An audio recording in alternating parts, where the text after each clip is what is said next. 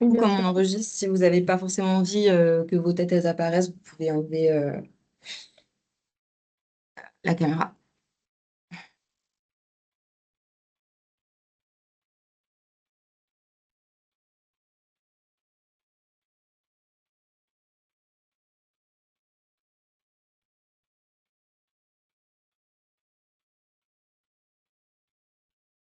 Ouais, mais si je fais ça, je vois plus personne. Gloria, envoie-moi le lien si tu veux, je vais partager. Comme ça, tu peux voir les gens. C'est pas du tout pratique de partager, de présenter en même temps. Envoie-moi le lien et je vais partager. En même temps, attends, là, ça marche. C'est bon, j'ai l'impression que je vois. Ouais, c'est bon, je vois. Ok. Est-ce que vous voyez toutes et tous l'écran Oui. en grand écran? Super. Ok, et ben, je pense qu'on va commencer. Peut-être d'abord pour celles et ceux qui ne me connaissent pas, donc moi c'est Gloria Taoussi, je travaille au Réseau national des ressourceries et recycleries et je suis en charge du plaidoyer. Et donc ce webinaire, il a pour objectif de vous présenter un petit peu le travail qu'on a effectué au sein du réseau sur cette question des municipales et vous présenter les différentes propositions qu'on a co-construites avec l'Union pour le réemploi solidaire et le réseau de collectivités territoriales qui s'appelle Réduire Plus. Et puis vous présenter aussi le kit de plaidoyer qui va vous être envoyé dans les prochains jours et donc qui va vous permettre de mettre en œuvre concrètement ces différentes propositions, en tout cas de les présenter aux différents acteurs de votre territoire. Et donc, petit point juste sur les règles de fonctionnement pour ce webinaire. Comme on est quand même beaucoup, je vais vous demander donc de couper vos micros. Il y aura un temps de questions-réponses dédié à la fin de la séquence. Donc, on va garder 15 minutes à la fin pour le temps de questions-réponses. Donc, vous pouvez soit le garder et le dire à l'oral, soit l'écrire dans le chat et on y répondra à la fin.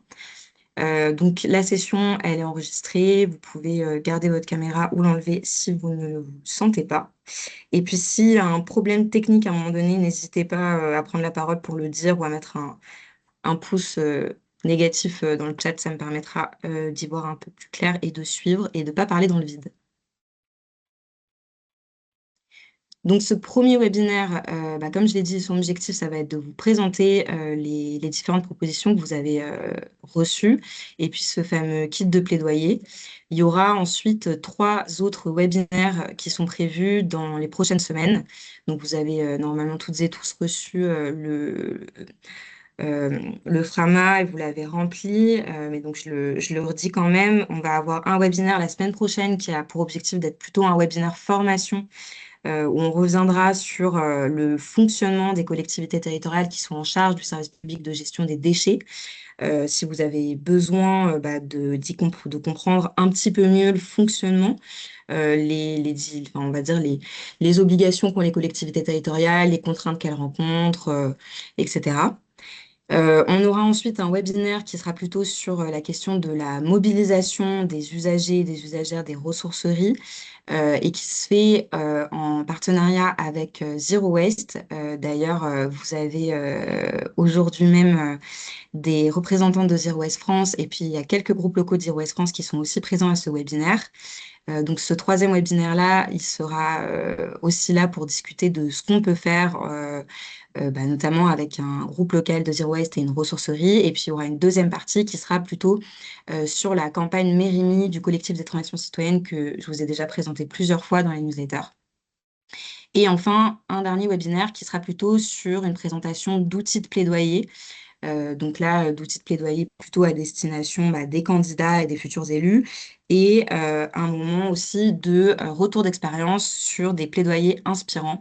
Et donc, je vous présenterai surtout des plaidoyers qui sont faits à plusieurs structures, et notamment à plusieurs structures autres aussi que ressourceries, donc avec des Emmaüs, des Envies, des ateliers vélo, pour vous montrer aussi la force en fait du collectif et ce qu'on est capable de faire quand on est beaucoup de structures. Voilà un peu pour les premiers éléments de contexte. Et donc, sans tarder, on va rentrer dans ce premier webinaire. Et donc, je voulais commencer par un petit temps pour revenir un petit peu sur les raisons de se mobiliser pendant les municipales, en prenant un, un gros moment euh, euh, voir un petit peu une image globale en fait du secteur pour bien comprendre ces enjeux et donc d'abord rappeler un petit peu la question de la production de déchets en France puisque le travail des ressourceries et recycleries il est sur les déchets. Et donc vous avez devant vous un tableau qui sort du travail de l'ADEME, donc l'ADEME qui sort tous les ans une image de la production de déchets en France. Et donc, les derniers chiffres, c'est cela. 310 millions de tonnes de déchets donc, qui ont été produits en 2020, ce qui représente 4,6 tonnes par habitant. Et donc, vous voyez ici le chiffre des ménages, puisque c'est celui-là en particulier qui va nous intéresser. Les ménages, ça produit environ 34 millions de tonnes par an. C'est avec une augmentation qui est constante tous les ans depuis que ces chiffres sont produits. C'est important aussi quand même d'avoir en tête que le gros des enjeux, il est en particulier sur le secteur de la construction et des entreprises. Et donc, c'est pas un sujet qu'on va traiter aujourd'hui, mais c'est toujours important d'avoir en tête quand même que la question de la production des ménages dans la production globale du déchet, c'est un sujet qui représente environ seulement 10% de la production de déchets en France. Un petit tour d'horizon aussi sur les objectifs nationaux sur ces déchets ménagers en particulier, donc les DMA, déchets ménagers et assimilés. Donc assimilés, c'est tout ce qui est produit aussi par les entreprises et qui va finir dans le service public de gestion des déchets. Euh, Parce que je pense que vous la connaissez toutes, mais on a une loi très importante, la loi AGEC, qui est venue fixer un certain nombre d'objectifs pour la France dans le domaine donc, de la gestion des déchets. Et donc sur les déchets ménagers et assimilés, on a ces trois gros objectifs importants pour nous. D'abord, celui une baisse de quantité des déchets ménagers et assimilés de moins 15% par habitant en 2030 par rapport à 2010. Un deuxième objectif qui est celui de la valorisation de ces déchets ménagers et assimilés vers le recyclage et la réutilisation, ou avec un objectif de 65% d'ici à 2035. Et enfin, un troisième objectif qui est peut-être le plus important pour nous, qui est vraiment un objectif de réemploi, qui est l'équivalent de 5% des déchets ménagers réemployés d'ici à 2030. Petit moment aussi juste de définition pour bien expliciter pourquoi est-ce qu'on a un objectif de réutilisation et un objectif de réemploi. C'est parce que ces deux mots en droit ne veulent pas dire la même chose, puisque réutilisation fait référence à tous les objets qui vont passer par la case de déchets et en sortir pour être ensuite donc réutilisés. Et le réemploi, c'est tout ce qui va éviter la case de déchets, qui va permettre juste d'allonger la vie d'un objet. On a donc des objectifs qui sont assez ambitieux notamment par rapport aux chiffres, puisque aujourd'hui, dans le traitement des déchets ménagers et assimilés, le mode prépondérant de traitement reste encore l'incinération. Donc, vous le voyez là dans le petit tableau d'à côté qui sort aussi du rapport de l'ADEME, où on voit que l'incinération représente 32% des modes de valorisation. Et puis, on a encore une très grande partie de ces déchets qui est stockée dans les sols, hein, environ 20%. On constate qu'il y a un sujet aux abonnés absents, c'est celui du réemploi et de la réutilisation dans ce tableau, puisque aujourd'hui, on a on peine à avoir une véritable image de ce qui est réemployé et réutilisé en France. Cependant, on sait que ça représente enfin, une quantité extrêmement infime encore de tous les déchets qui sont produits. Donc nous, on a essayé quand même de refaire une petite frise à partir des chiffres encore de l'ADEME qui datent de 2017, mais voilà, qui ont le mérite d'exister.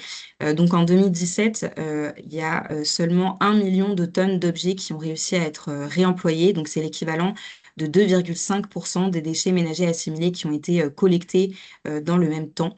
Là-dedans, il y a 0,5% qui ont été réemployés par les associations du réemploi solidaire.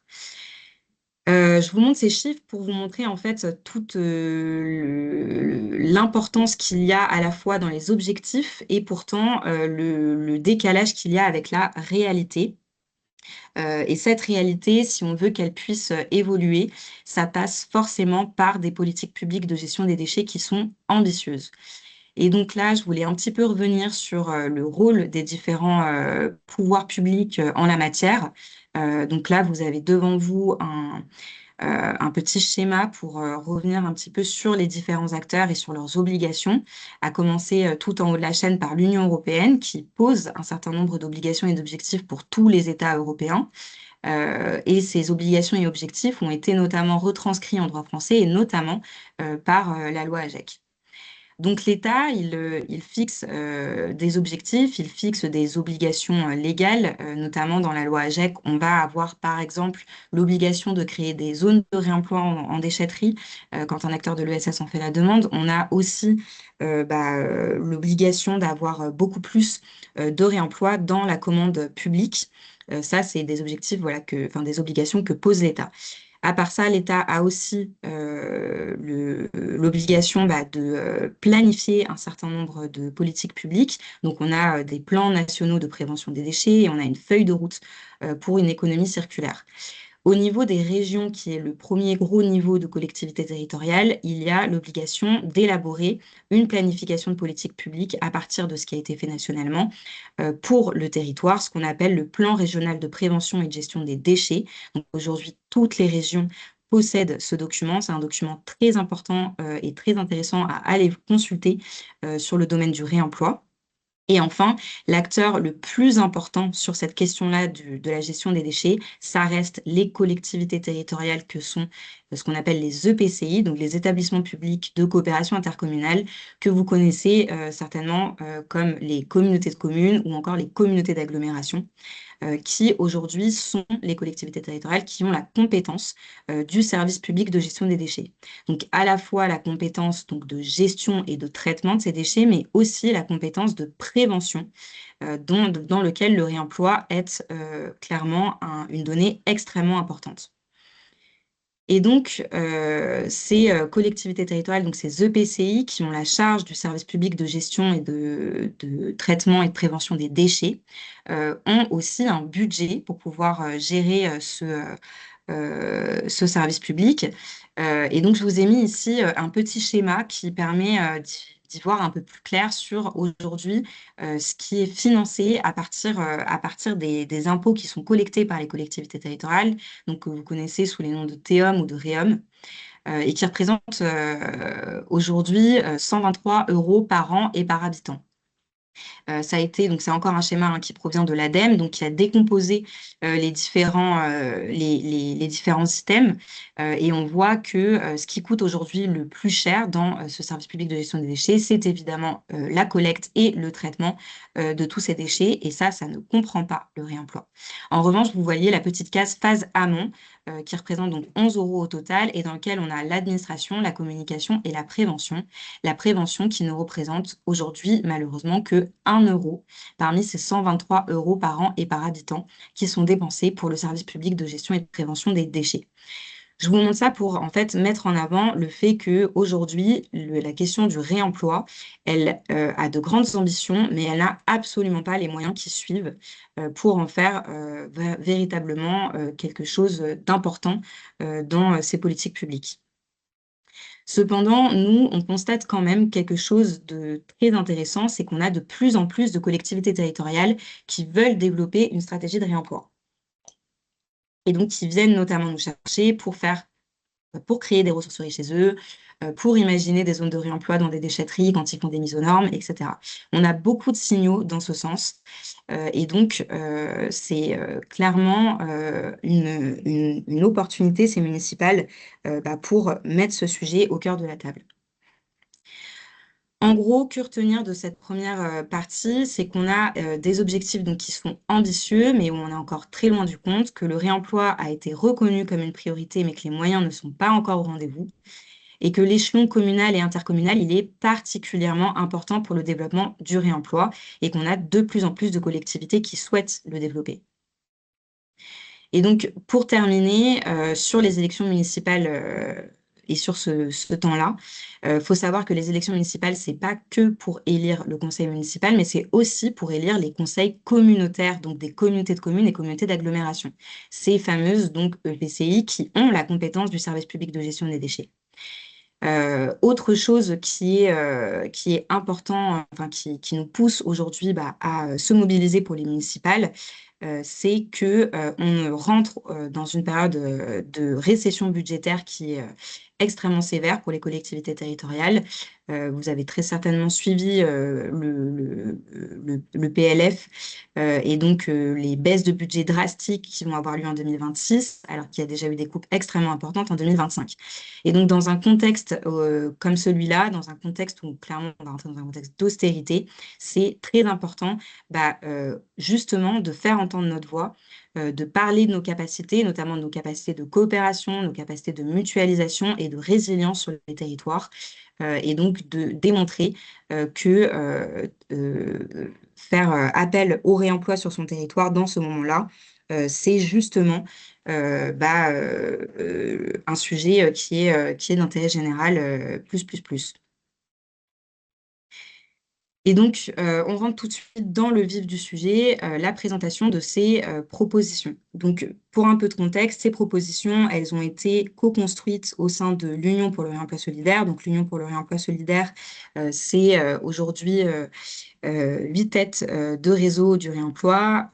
Donc, je ne vais pas toutes les citer, mais dans celles que vous connaissez, il y a évidemment Emmaüs, il y a Envie, il y a ESS France, où il y a encore les ateliers vélo, de l'Eurocyclage.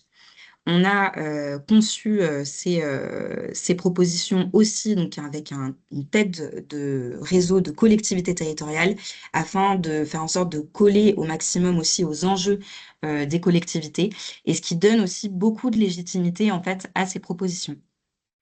Donc, ces différentes propositions, elles ont pour objectif de coller à tous les territoires au maximum et de coller aux différents types de structures. Et donc, elles ont aussi pour objectif de pouvoir être portées par un consortium d'acteurs divers et pas seulement par les ressourceries. Je ne vais pas vous faire tout le détail des propositions. Vous avez la plaquette normalement que vous avez pu télécharger. Mais donc pour revenir un petit peu sur surtout pourquoi est-ce que c'est important, pourquoi est-ce qu'on a choisi ces propositions. D'abord, les deux premières, elles ont pour objectif de structurer la stratégie de développement du réemploi sur le territoire. Donc, on a deux propositions en ce sens. La première, c'est de nommer un élu qui soit en charge du réemploi solidaire à l'échelle de la collectivité. On a considéré que cette proposition était particulièrement importante parce que ça permet véritablement une coordination entre les différentes politiques publiques locales, à la fois de prévention et de gestion des déchets, mais aussi de l'ESS, de l'insertion, du développement économique et de la transition écologique. Vous n'êtes pas sans savoir que les collectivités territoriales, elles fonctionnent de manière assez en silo. Et donc, les différents départements des collectivités ne se parlent pas forcément. Et c'est toute la complexité pour des structures du réemploi solidaire qui, certes, vont être sur un sujet spécifique qui est le réemploi, mais qui en vérité touchent à tout un tas de sujets de politiques publiques différentes et qui, pour autant, ont du mal à discuter avec tous ces acteurs. Donc, avoir un élu qui soit en charge du réemploi solidaire, c'est véritablement pouvoir permettre cette discussion entre les différents services. Et donc, développer une stratégie qui aille en ce sens. Au niveau de l'échelon, il s'agit là plutôt donc de l'échelon de l'EPCI, puisque c'est là qu'on va avoir le service public de gestion des déchets qui est présent, mais ça peut aussi se faire à l'échelle de la commune si votre commune elle est d'une taille assez importante. Un exemple inspirant, vous aurez de toute façon à chaque fois pour chaque proposition un exemple inspirant. Donc je ne vais pas non plus le détailler, vous trouverez le détail à l'intérieur. Mais donc ici, vous avez la ville de Paris qui a effectivement un élu qui est en charge du réemploi solidaire. deuxième proposition dans cet objectif-là de structurer la stratégie de développement du réemploi, c'est celui de doter chaque EPCI d'un schéma directeur du réemploi. Ce schéma directeur qui pourrait donc se retrouver dans un document stratégique très important qui s'appelle le PLPDMA, le Plan local de prévention des déchets ménagers et assimilés.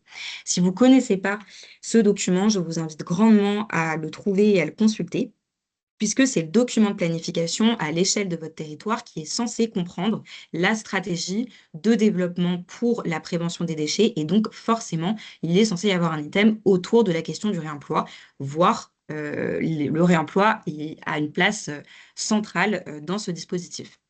Et nous, on propose d'aller encore plus loin et d'avoir véritablement à l'intérieur de ce PLPDMA un schéma directeur du réemploi. Pourquoi? Parce que ça permettrait véritablement d'identifier les besoins, d'identifier les gisements de produits qui sont disponibles sur le territoire et d'identifier donc les synergies possibles entre les différents acteurs, les partenariats, les leviers de financement à activer, les infrastructures nécessaires à construire, etc. Et en la matière, on a un très bon exemple, c'est la ville de Grenoble qui a fait son schéma directeur du réemploi et donc qui développe toute une stratégie qui va avec et donc qui est incorporée à l'intérieur de sa stratégie globale de diminution des déchets. Le deuxième gros sujet de ces propositions, c'est d'intégrer les structures du réemploi solidaire dans les objectifs de la collectivité, puisque dans les premières propositions que je vous ai montrées, on parle de réemploi de manière large. Ici, là, c'est vraiment faire une place en fait aux acteurs du réemploi solidaire comme des partenaires des politiques publiques pour les collectivités territoriales et à commencer par la question de la sensibilisation. Et donc de faire de la sensibilisation un pilier du service public de prévention et de gestion des déchets. Puisque aujourd'hui, la sensibilisation, c'est censé faire partie, c'est censé être un axe stratégique en fait dans les collectivités, enfin pour les collectivités territoriales. Et c'est un axe qui est extrêmement peu développé parce que il y a peu de moyens qui sont mis sur la table pour ça. Et donc, on considère que c'est très important de parler de ça aux collectivités territoriales parce que les ressourceries et recycleries ont véritablement cette capacité de changer durablement les comportements et que ça implique des moyens humains, financiers et logistiques qui soient à la hauteur des enjeux quand on sait qu'aujourd'hui, la sensibilisation, c'est la fonction la plus déficitaire en termes de modèle économique chez les ressourceries. C'est pour ça que c'est très important de le poser comme un axe stratégique de développement pour les collectivités territoriales.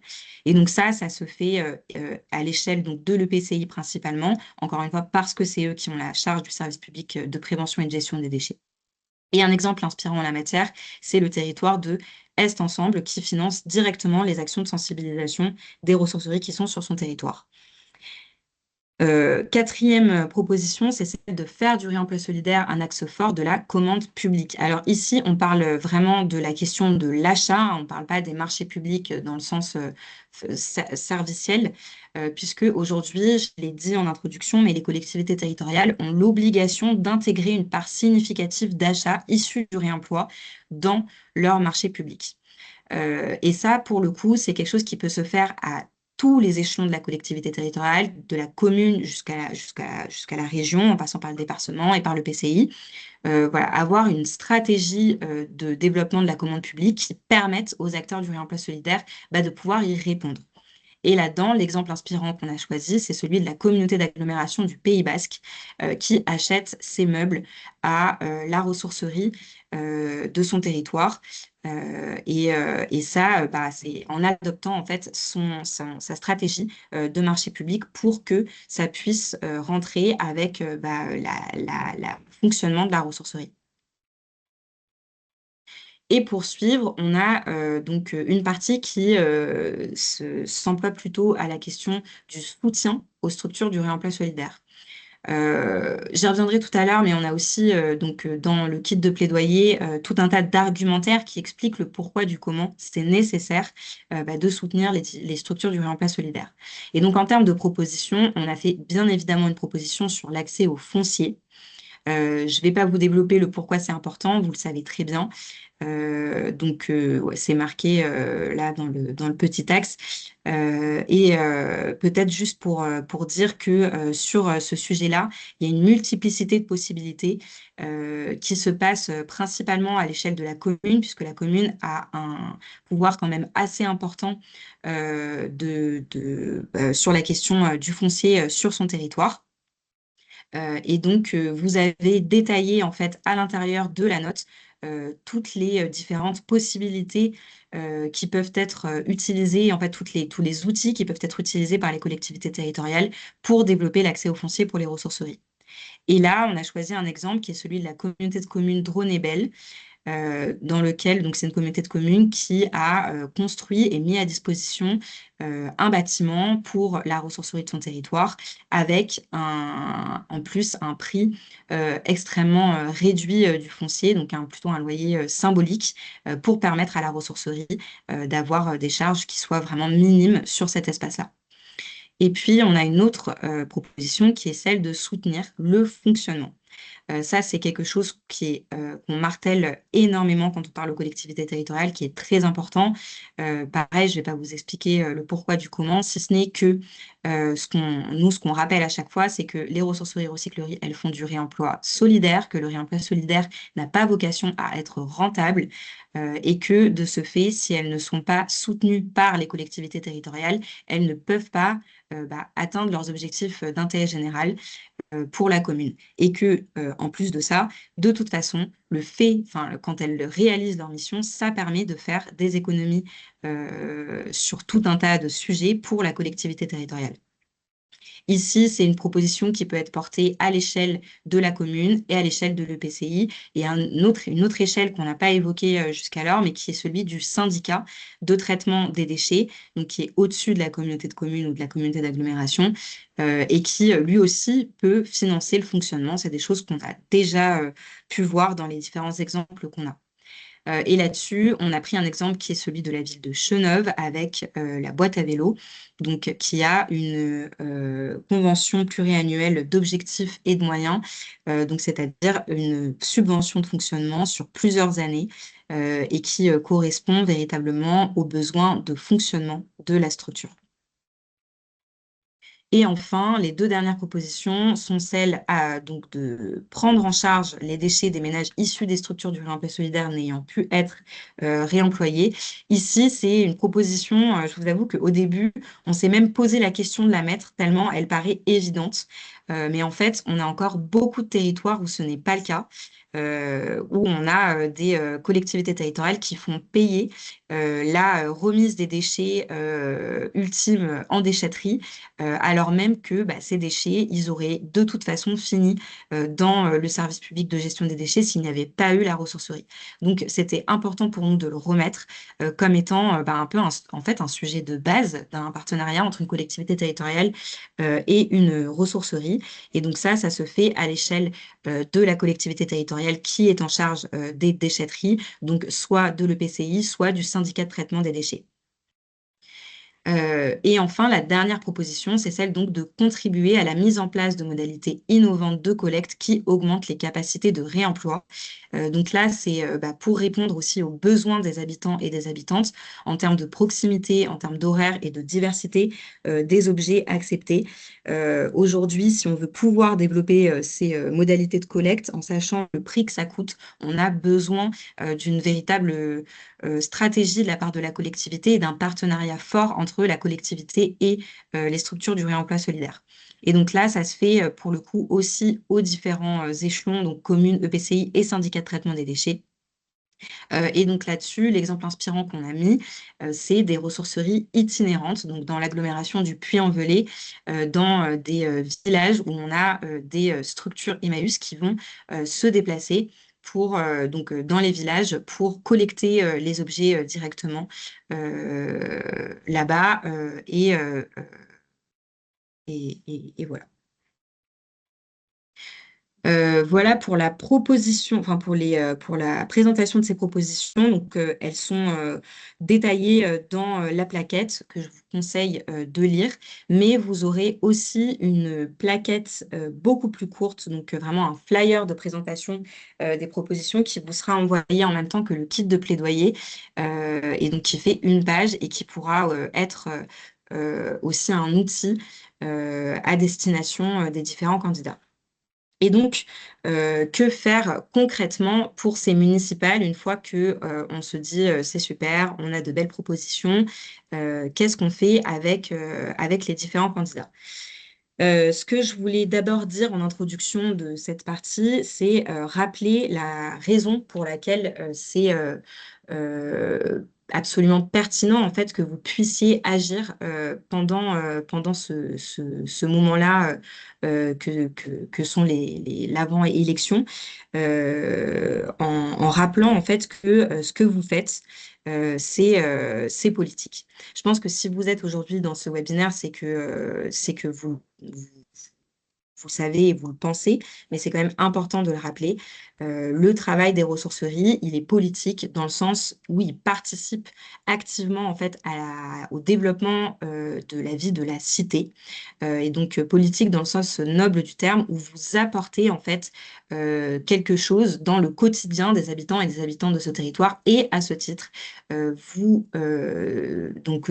proposez en fait un élément politique, et donc, les différents candidats et candidates aux élections municipales se doivent de prendre en compte ce que proposent aussi les habitants de leur territoire et la société civile organisée que sont les associations.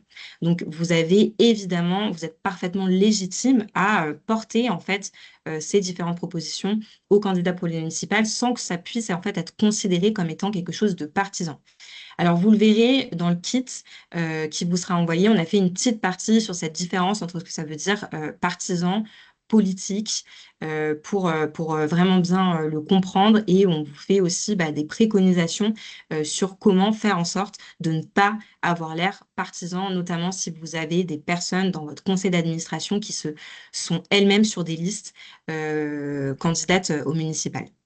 Là, on va plutôt rentrer dans la première partie de ce kit de plaidoyer, dans lequel on vient en fait vous présenter plutôt la partie de comment se préparer à porter ces propositions.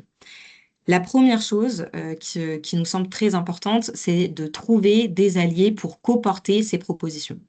Dans tous les exemples de plaidoyer qui vous seront notamment présentés dans le dernier webinaire de cette session, c'est que plus on porte des propositions à plusieurs et plus on a une force politique importante et on est sûr derrière d'avoir un engagement de la part des élus. Et notamment, on le voit quand il y a plusieurs structures du réemploi solidaire qui ne sont pas que des ressourceries et qui ont cette capacité de faire l'union pour le réemploi solidaire au niveau local. Donc, on vous invite vraiment à vous joindre aux différents acteurs de votre territoire, à leur proposer de participer à ça. Et c'est aussi pour ça qu'on a fait ce travail à plusieurs têtes de réseau. Et donc, ce travail, il va être aussi présenté aux autres réseaux, bien évidemment.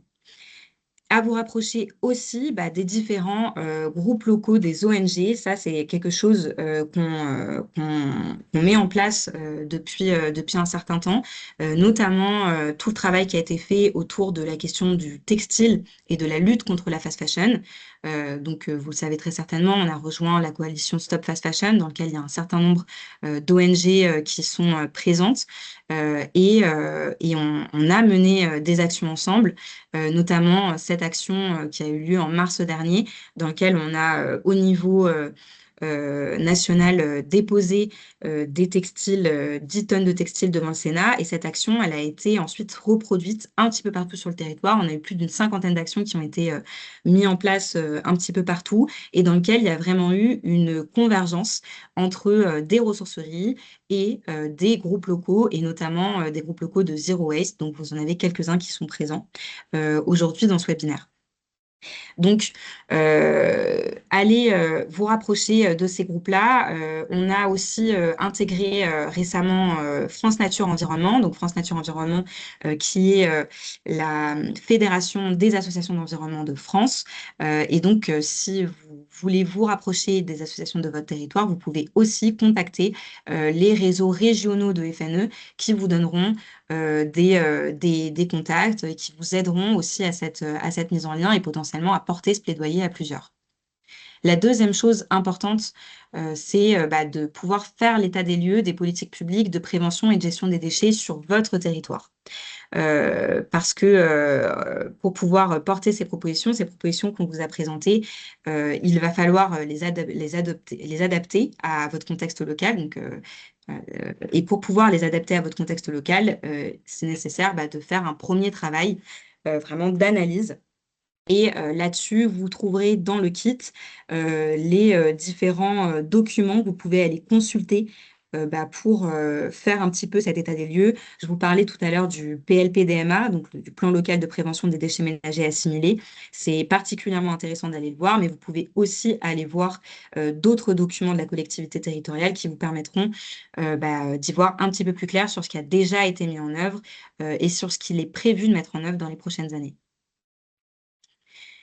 La deuxième chose importante, c'est évidemment d'avoir des arguments. Et là-dessus, je pense que vous en avez déjà plein, mais dans le kit de plaidoyer, on vous en a remis tout un tas, à la fois des arguments généraux, mais aussi des arguments spécifiques aux différentes propositions. Et puis, vous aurez aussi en avant-première l'accès à un outil qu'on a co-construit aussi à l'échelle de l'Union pour le réemploi solidaire et qui ressemble un petit peu à notre observatoire.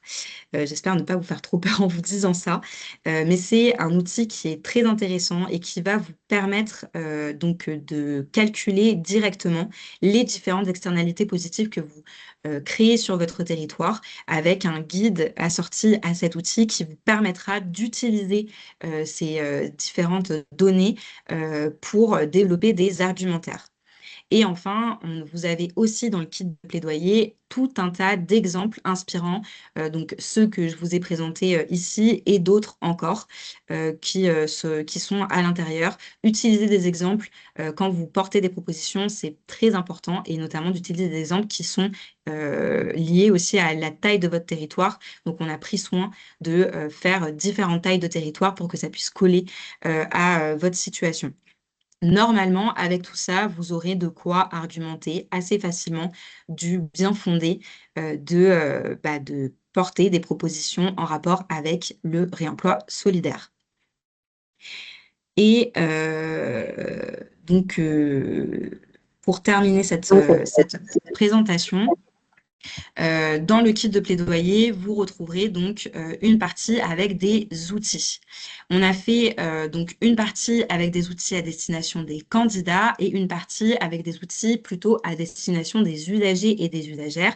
Et là, c'est à vous de choisir ce qui vous semble le plus pertinent par rapport à votre situation et à votre propre positionnement politique. Donc, si vous souhaitez plutôt interpeller les candidats ou plutôt interpeller les usagers et usagères de vos lieux. Sur les outils à destination des candidats, là, je vous en présente 4. Je vous les ai fait un peu sous forme de niveau, un peu de difficulté et de temps d'organisation, avec donc le premier niveau qui est d'envoyer une lettre au candidat. Donc, vous aurez dans le kit de plaidoyer un modèle type de lettre que vous pourrez modifier en fonction de votre propre situation. Et donc, l'idée, c'est que vous puissiez, dans cette lettre, porter vos différentes propositions avec l'objectif d'avoir un retour de la part des candidats sur ce sujet-là. Cette lettre, ça peut être une lettre qui est directement adressée aux candidats. Ça peut aussi être une lettre qui rentre du coup dans plutôt le niveau 2, qui est l'interpellation publique des candidats. Donc, cette lettre, par exemple, elle peut être publiée sur vos réseaux sociaux, publiée sur votre site internet et donc plutôt interpeller les candidats comme ça. Vous pouvez d'ailleurs faire une lettre qui soit commune et pas une lettre individualisée en fonction des candidats. Dans ce niveau 2, vous avez aussi dans l'interpellation publique d'autres possibilités. Vous avez notamment la possibilité de vous rendre sur les lieux où vous allez avoir les candidats qui vont tracter, donc notamment pendant les marchés, et de pouvoir interpeller les candidats à ce moment-là. Vous pouvez les interpeller sur les réseaux sociaux, vous pouvez les interpeller pendant les meetings. Ça, c'est notamment des outils qu'utilisent typiquement les groupes locaux de Zero Waste. Donc, ce que vous pouvez aussi faire, c'est tout simplement travailler avec des groupes locaux de Zero Waste ou d'autres associations qui seront peut-être plus légitimes pour faire ce genre d'action, pour que eux interpellent. Et puis, en troisième niveau, vous avez l'organisation de rendez-vous et de visites des candidats, donc de visites dans les ressourceries. Là-dessus, vous avez aussi des propositions plutôt d'invitation dans le kit que vous pourrez retrouver.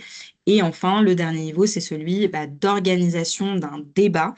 Ce qu'on se disait, en fait, c'est qu'organiser un débat entre les différents candidats, et notamment l'organiser au sein de la ressourcerie, par exemple en projetant un documentaire, enfin un documentaire, en tout cas quelque chose juste avant, et puis ensuite avoir une espèce de un peu conférence-débat qui suit. Ça permet, vous, de ne pas vous engager à inviter individuellement les candidats, mais à faire en sorte qu'ils soient tous là. Donc, ça vous permet aussi de garder cette neutralité apartisane par rapport aux différents candidats. Et ça permet surtout de les confronter les uns par rapport aux autres et donc de faire ressortir des propositions sur lesquelles ils puissent potentiellement s'engager devant un public. Ça permet aussi un deuxième objectif qui est celui de sensibilisation des usagers et des usagères de vos lieux, de vos bénévoles sur ce sujet politique en fait de développement du réemploi solidaire sur le territoire. Et là-dessus, pareil, on y reviendra dans le webinaire qui se fera en partenariat avec Zero Waste et le CTC. Et enfin, donc, des outils de plaidoyer plutôt à destination des habitants et des habitantes du territoire, donc avec aussi cette idée de niveau, avec un premier niveau qui est celui d'informer simplement vos usagers et vos usagères de ces propositions. Donc là, vous avez le document qui vous sera envoyé en même temps donc, que le kit, qui est donc un flyer, et que vous pourrez imprimer et distribuer facilement à vos usagers juste pour qu'ils aient en fait connaissance de ces propositions et qu'ils puissent le prendre en compte aussi au moment où ils choisiront la liste qui leur paraît la plus pertinente. Le deuxième niveau, c'est celui de faire signer une tribune de soutien au réemploi solidaire à vos usagers et vos usagères. Donc, c'est peut-être à côté de ce tract d'avoir cette tribune dans laquelle ils peuvent signer. Donc, vous retrouverez dans le kit un modèle type de tribune que vous pourrez modifier à votre guise. Et ça, c'est hyper intéressant pour pouvoir montrer aussi la force de soutien que vous avez. Et d'ailleurs, cette tribune, elle peut être le complément d'une lettre que vous envoyez par ailleurs au candidat. Et le troisième niveau, c'est tout simplement de faire tout ça, mais avec la presse en plus, donc d'informer la presse de ce travail que vous faites, potentiellement d'organiser un débat, d'inviter la presse qu'elle puisse être présente. Voilà, de tout ce que vous pouvez faire, en fait, va intéresser la presse et utiliser la presse vous permettra de toucher un public beaucoup plus large. Et donc, vous retrouverez aussi dans ce fameux kit un communiqué de presse type que vous pourrez modifier en fonction de votre situation locale. Et j'en ai fini pour la présentation des propositions et du kit. Je vais arrêter le partage d'écran et on a 15 minutes pour prendre les questions.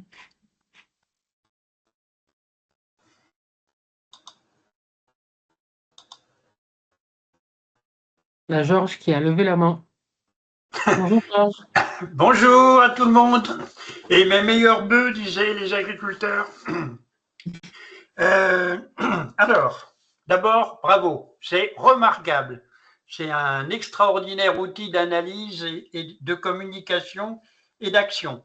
Par contre, je ne sais pas comment on va arriver à mobiliser le temps pour faire tout ce qui est proposé, mais on va essayer. 3 remarques, questions. sur les statistiques concernant le volume des déchets. Je crois qu'il y a un problème d'origine des données parce que comme nos produits ne sont pas des déchets, puisqu'ils sont collectés avant de devenir des déchets, qui globalise les statistiques?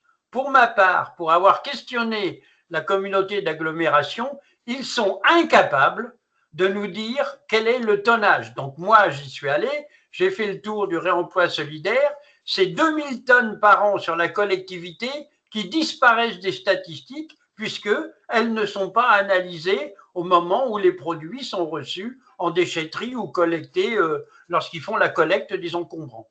Donc là, il y a un problème d'ajustement des données.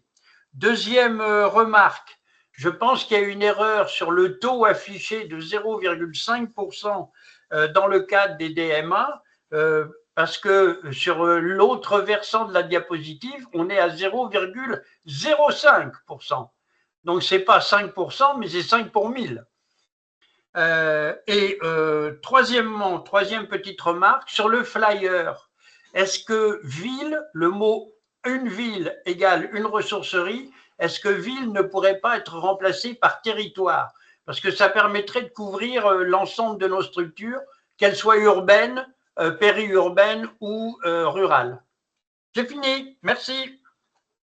Merci beaucoup, Georges, pour toutes ces questions. Je vais essayer d'y répondre les unes après les autres. Déjà, pour commencer sur toutes les propositions que je vous ai faites de mobilisation, évidemment, l'idée, c'est que vous ne fassiez pas tout, sinon vous allez y passer tous vos week-ends.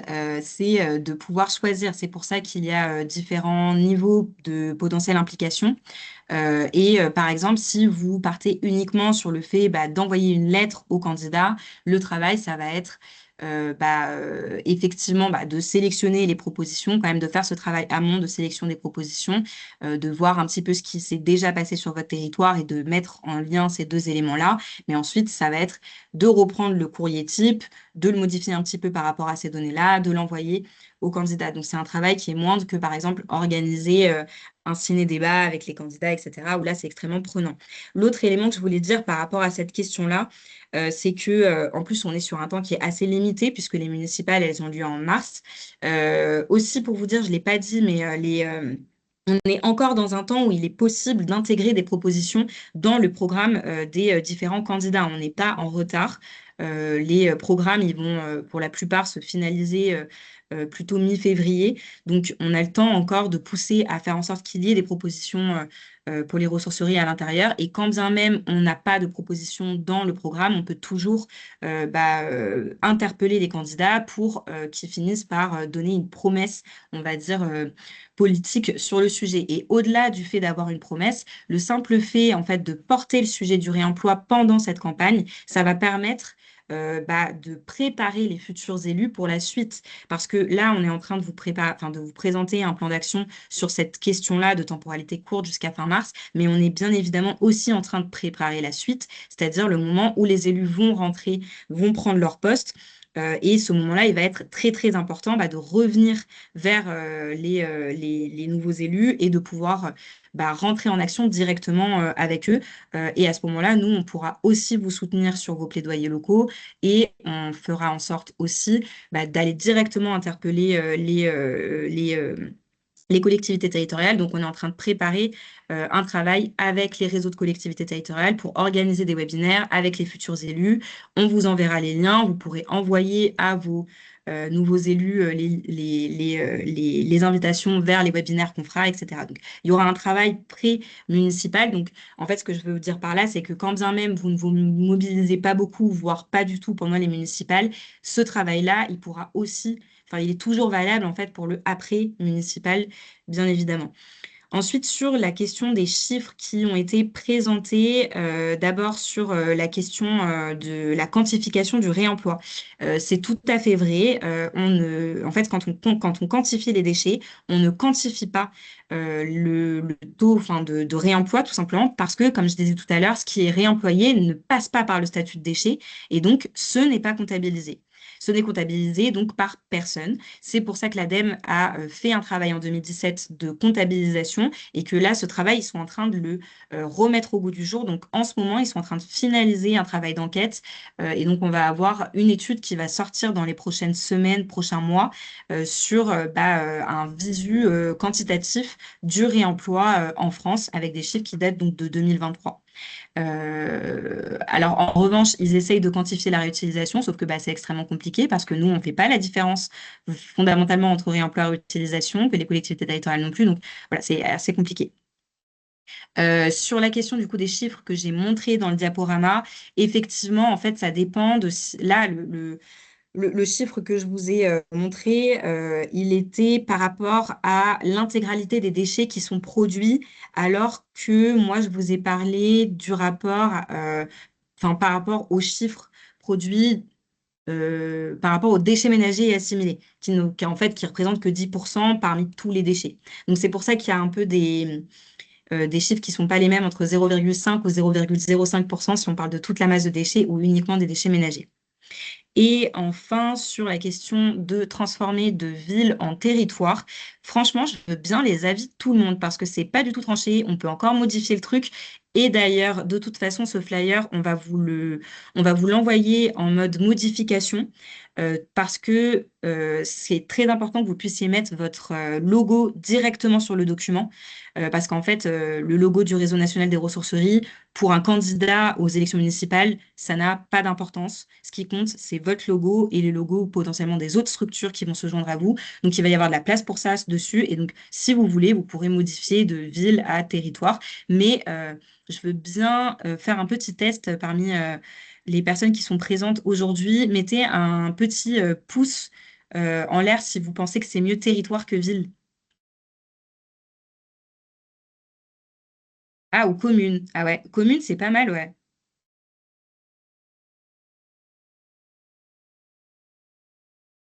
Une commune, une ressourcerie. Ok. Bon, je crois que Julien, notre responsable de communication, est présent. Dans le chat, Gloria, il y a une question sur la quand est-ce que sort le kit? Est-ce que tu peux le redire? Et il y a Amandine Vallée qui avait levé la main, mais elle a baissé, donc je ne sais pas si c'était pour intervenir ou pas. Mais juste te donner la date de Alors, publication ouais, du kit. le kit devrait sortir d'ici la fin de la semaine. Voilà, on est en train de finir de le mettre en page pour être sûr que ce soit bien lisible parce que vous imaginez bien qu'avec tout ce que je vous ai dit, il est assez complet. Donc, en fait, il fait une trentaine de pages. Donc, pour que vous puissiez naviguer facilement dessus et que ce soit facilement lisible, on est en train de faire la mise en page avec le pôle communication. Et donc, on aura fini à la fin de la semaine.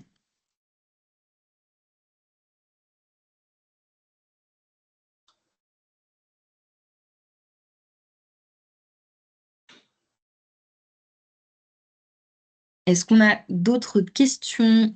Est-ce que, Georges, d'ailleurs, j'ai répondu à toutes tes questions? Mais tout à fait, comme d'habitude. Simplement sur la question commune, les communes, une ressourcerie, je pense que ce n'est pas compatible avec les structures avec lesquelles on doit négocier l'organisation du réemploi solidaire. Donc, c'est pour ça que j'avais évoqué la notion de territoire, parce qu'effectivement, le territoire peut être communal, mais il est aussi intercommunal. Voilà. Ah oui, je comprends. Et là, on est Mais on a bien le droit sur de un. Ouais. vulgariser. L'objectif, Exactement. Mais si c'est de l'espace est vulgariser. libre, chacun met sa dimension. Voilà. Ouais.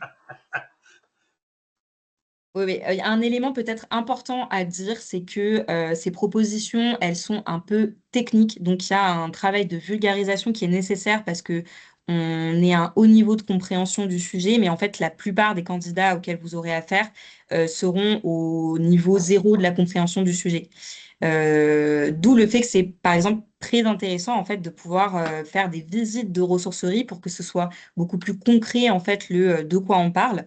Donc, il faut faire à la fois ce travail de vulgarisation pour que ce soit clair et à la fois rester quand même dans une, en tout cas dans un niveau de technicité qui nous permet de dire des choses qui sont cohérentes par rapport à nos besoins.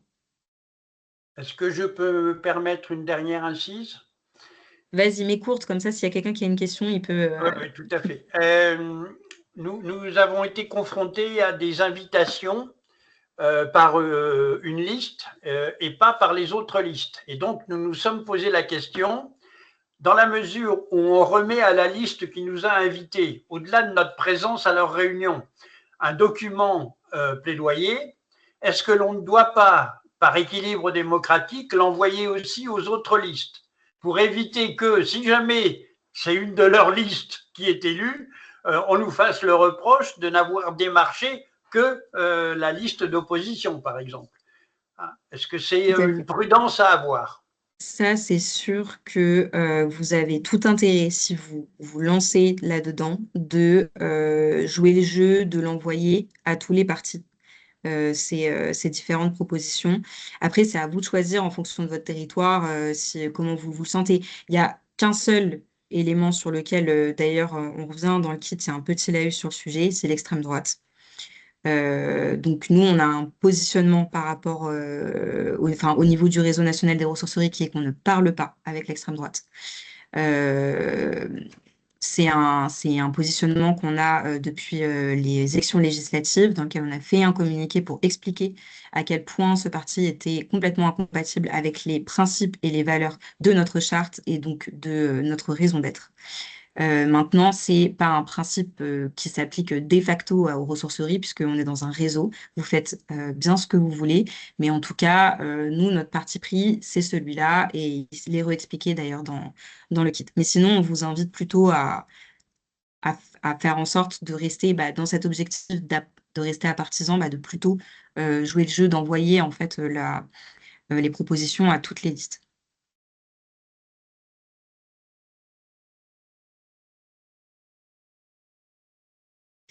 Est-ce qu'il y a d'autres questions?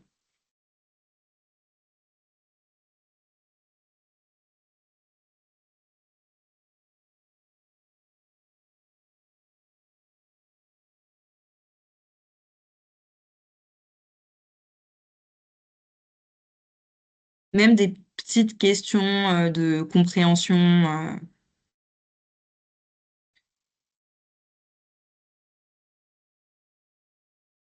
Super. Bon, si tout est clair, c'est génial. Est-ce que ça vous a motivé? Est-ce que vous avez envie de faire quelque chose pour les municipales? Bien sûr. Ouais, c'était super. Merci vraiment beaucoup. Trop cool.